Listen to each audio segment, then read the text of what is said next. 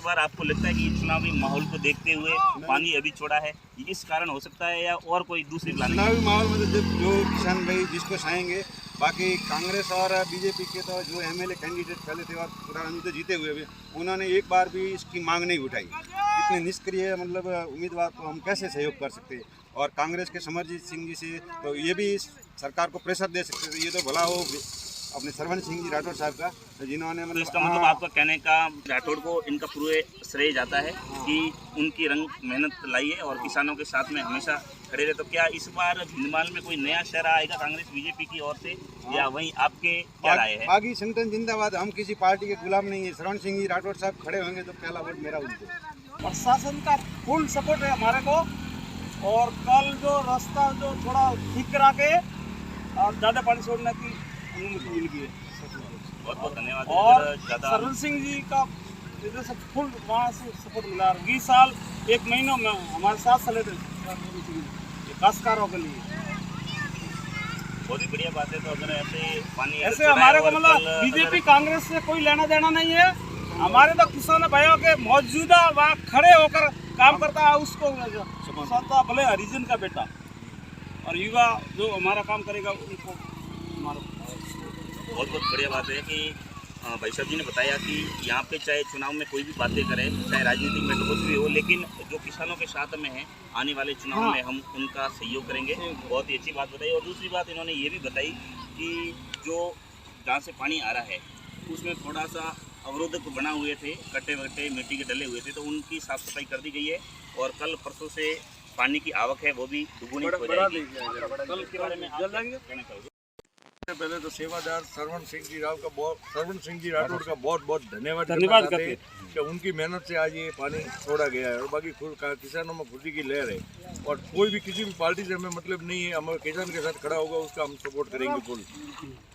हार्दिक स्वागत एवं अभिनंदन है। आज हम बात कर रहे हैं बांडी सिंदरा बांध का जो 3 दिन पहले पानी छोड़ा गया था, कहाँ तक पहुँचा है, कहाँ तक नहीं पहुँचा, इसकी हकीकत हम आपके सामने लेके आए हैं। तो अभी शाम का समय है और बताना चाहूँगा कि ये जो रोड आ रहा है, कैमरामैन फोकस कीजिए, ये खानपुर से आ रहा है और इधर है ये कोट रास्ता की ओर रोड जा रहा है।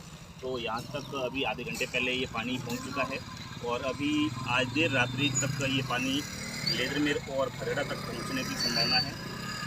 आज हमारे साथ में किसान मित्र और लेदरमेर के युवा सामाजिक कार्यकर्ता भवाराम जी देवासी यहाँ पे उपस्थित है।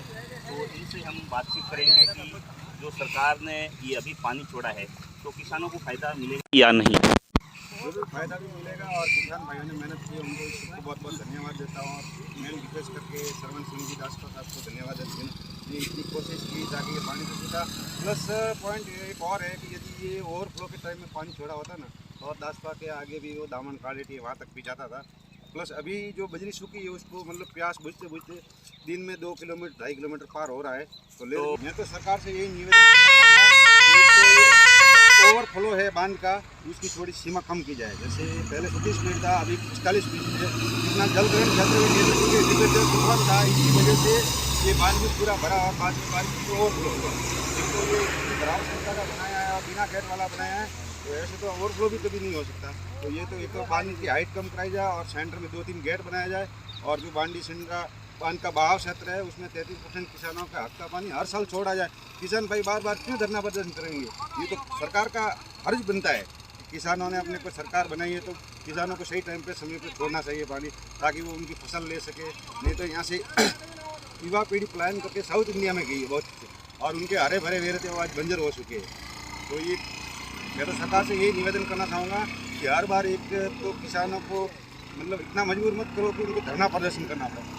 उनको मतलब मांग करते ही तुरंत पानी छोड़ा जाए तो सब किसान भाइयों को समय पर फायदा होगा। बहुत ही अच्छी बात बताई कि सरकार को मजबूर नहीं करना चाहिए किसानों को, प्रतिवर्ष निश्चित समय पे पानी छोड़ना चाहिए। और जो हाइट की बात करें तो निश्चित तौर पे कम से कम 10-15 फीट तक हाइट कम करनी चाहिए और इन पे गेट लगाने चाहिए, तो ही पानी प्राकृतिक बहाव के साथ में बह सकता है और समय पे छोड़ने का निश्चित फायदा मिल सकता है, लेकिन इसी प्रकार अगर ये पानी छोड़ेंगे तो जितना फायदा होना चाहिए जितना नहीं मिलेगा। हालांकि फायदा तो मिलेगा, लेकिन जितना मिलना चाहिए इतना नहीं मिलेगा। ये किसानों के लिए अफसोस है। क्या इस बार आपको लगता है कि चुनावी माहौल को देखते हुए पानी अभी छोड़ा है, इस कारण हो सकता है या और कोई दूसरी प्लानिंग? चुनावी माहौल में तो जो किसान भाई जिसको चाहेंगे, बाकी कांग्रेस और बीजेपी के तो जो एमएलए कैंडिडेट पहले थे और पुराने तो जीते हुए भी, उन्होंने एक बार भी इसकी मांग नहीं उठाई। इतने निष्क्रिय मतलब उम्मीदवार को हम कैसे सहयोग कर सकते हैं?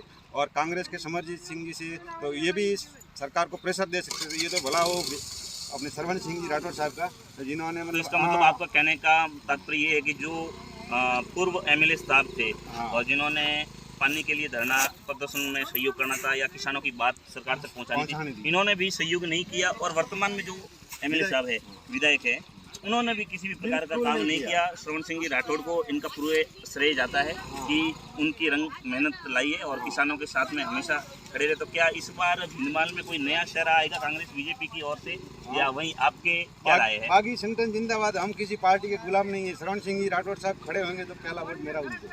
बहुत बहुत धन्यवाद। आपने बताया कि जो किसानों के साथ में है, जो भी कैंडिडेट किसानों की बात को मानेगा, धरातल पर किसानों की आवाज़ उठाएगा, उन्हीं के साथ में किसान बंधु है, ऐसा आपका कहना है। बहुत बहुत धन्यवाद। Thank you. आगे देखते हैं कि क्या होता है क्या नहीं होता है, वो तो चुनाव के बाद में ही परिणाम आएंगे। और इस नदी के बारे में आप और इन बांध के बारे में विस्तृत आपको जानकारी चाहिए तो डिस्क्रिप्शन में हमारा लिंक है, वहाँ आप जरूर देखें ताकि इस नदी का और बांध का काला सच आप जरूर देख सकें। धन्यवाद। Thank you.